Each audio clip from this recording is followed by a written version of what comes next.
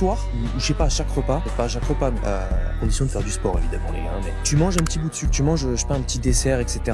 Pendant une semaine. Et tu verras qu'en fait, la semaine d'après, ton corps il va en redemander, il va en redemander. Et en fait, en fait, il faut faire un sevrage. Ouais, il faut faire un sevrage. Il faut faire un sevrage. Moi, je sais que quand j'étais en période de compétition, donc de sèche pour les combats, juste avant, tu manges normalement, tu mets un peu de sel, tu mets un peu de truc, tu mets un peu de miel dans ton yaourt, machin. Puis arrive au moment où, vas-y, t'as pas le choix, va falloir que tu perdes 9 kilos en un mois. Ça commence à devenir un petit peu plus drastique. Et du coup, tu lèves tous les sucres. Et je sais que les premières semaines, c'est compliqué, très compliqué.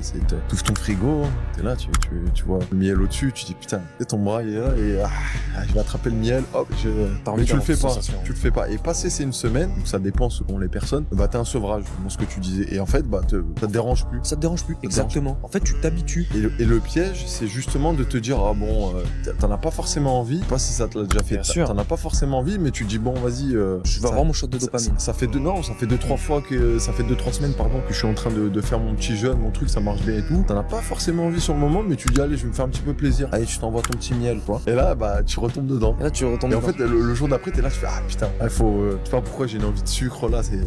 Oui.